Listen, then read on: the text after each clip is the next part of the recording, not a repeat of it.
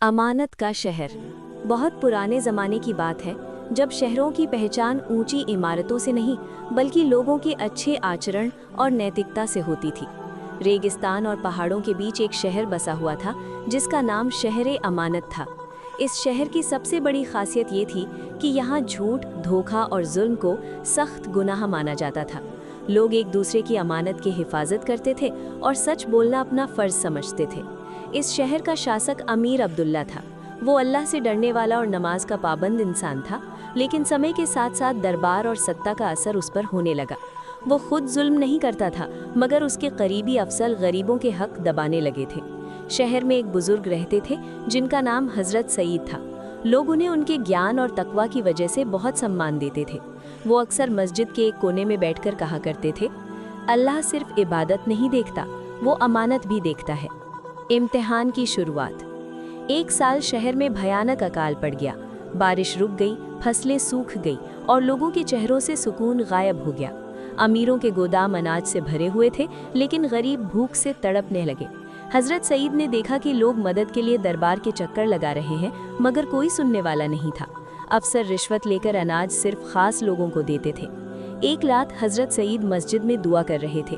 उनकी आंखों से आंसू बह रहे थे। उन्होंने रोते हुए कहा, ए अल्लाह, अगर हम अमानत में खयानत कर बैठे हैं तो हमें हिदायत दे दे, वरना हमें इस हालत में उठा ले। उसी रात शहर के लोगों ने एक अजीब सपना देखा। उन्होंने देखा कि शहर की दीवारें टूट रही हैं और आसमान से एक आवाज़ आ रही है, ये शहर नमाज से नहीं, इंसाफ से बचा रहेगा। सच का सामना। अगली सुबह हज़रत सईद सीधे दरबार पहुँचे। अमीर अब्दुल्ला वहाँ मौजूद था। बुजुर्ग ने कहा, ए अमीर शहर, अल्लाह ने हुकूमत को अमानत बना कर दिया है, मगर तुम्हारी खामोशी जुल्म का हिस्सा बन चुकी है।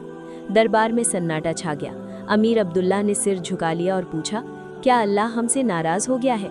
हज़रत सईद ने जवाब दिया, अल्लाह नाराज़ नहीं होता, अल्लाह इम्तिहान लेता है। उसी समय एक गरीब माँ अपने भूखे बच्चे को लेकर दरबार में आ गई। उसकी आंखों में आंसू थे और हाथ खाली।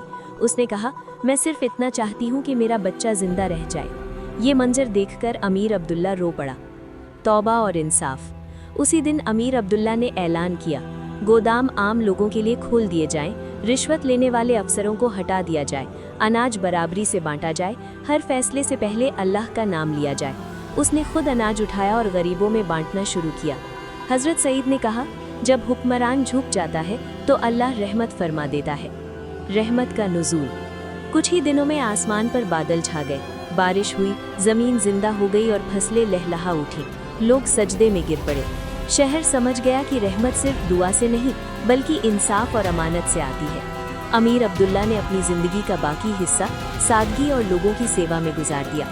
हज़रत सईद ने अपने आखिरी दिन मस्जिद में कहा, याद रखना, जो कौम अमानत भूल जाती है उसकी इबादत भी बेवज़न हो जाती है। आखिरी पैगाम। और यूं अमानत का शहर इतिहास में सिर्फ एक शहर नहीं रहा बल्कि एक नसीहत बन गया।